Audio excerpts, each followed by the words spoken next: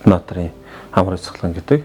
За Орхон аймагта 2005 онд анх сургууль төгсөөд Улаанбаатар хотод 1 жил ажиллаад шилжиж ирж байлаа. Нийтдээ 15 жилийн одоо амьдарсан байна. Одоо бол Эрдэнэтотын унган иргэдтэй ялгаа авахгүй өөрийгөө би ингэж бодож явдаг.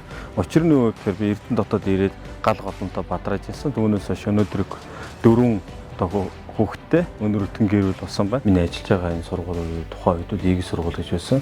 Энэ ийг сургуульд 1 жил математикийн багшаар ажиллаж байгаад бидний нэрэлтгээр иш утган бэлгийн нэрвч технологийн сургуульд 2006 онд физикийн гэрээ төгсөөр орчлоо. За тэгээд 2007 оны 1 сард физикийн үндсэн багш болоод 14 хоног хүртэл физикийн багшаар ажилласан.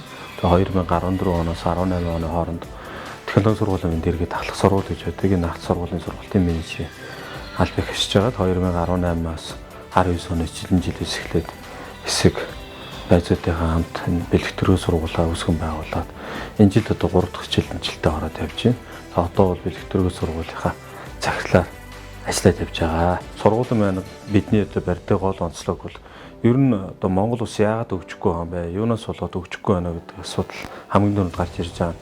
Тэгээ энд бид нар юу гэж хариулт өгч ийнэ гэхээр баялаг бүтээдэг инженеруудыг бид нөөсө бэлдэж чадахгүй юм байна. Тэгвэл бид нар энэ хөгжилт хөдөлдөг дэлхийн хэмжээнд босорч чадах ийм инженеруудын бэлтгэн гаргаж чадах юм бол Монгол улсад баялаг бүтээдэн Монгол улсын хөгжил илүү бодиттой хувь нэмэр оруулах гэж ингэж үтсэн учраас сургуулийнхаа гол онцлогийг бол чадварлаг багш нараа багаа бүрдүүлж ийж бид нар чадварлаг чанартай сайн сургалтыг бий явуулж чадварлаг чанарыг бэлтгэн гарна гэж ингэж зорж ажиллаж байна да. Эрдэнэт хотдоо чадварлаг багш нарыг бэлтгэхийн тулд багш бэлтгэх хөтөлбөрийг бид нар хэрэгжүүлж чадах юм бол энэ бол хамгийн том бас бүтээмжтэй, үр дүнтэй ажил болно гэж ингэж хардаг. За хүүхдүүд маань олимпиад уралдаан тэмцээнд амжилттай оролцохоос гадна зөв төлөвшөлтөй, зөв хүмүүжлэлтэй, зөв даталтай болох нь бас энэс илүү чухал гэж ингэж бид нар хардаг. Тэгээ энэ үднээсээ бас сургууль дээр хүмүүжлийн хөтөлбөр хэрэгжүүлээд явдаг. Хамгийн сүүлд жишээ Эрдэнэ салбар байгууллагын тэргүүний ерөнхийлөгчөөр ажиллаж байна. Тэгэхээр энд бол маш олон боломжууд байдаг.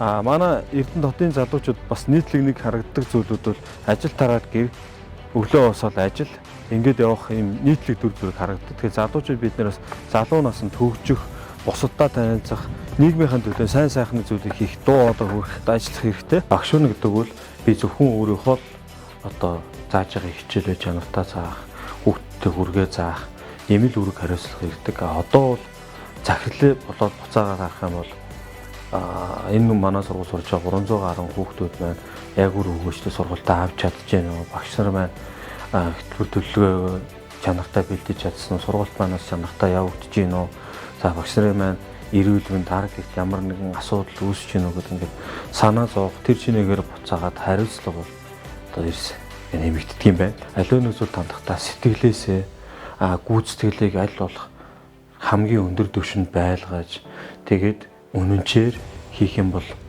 аливаа зүйлийн дандаа шагнал үлээждэг.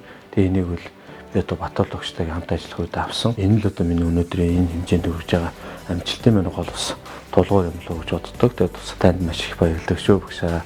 Таны хэлж өгсөн энэ олон зүйлүүд миний амьдралд маш сайнаар өнөөдөр хүртэл миний амьдралд ингээд үр дүнгүй өгөөд явж байгаа шүү. Багшаандаа баярлалаа гэж хэлье.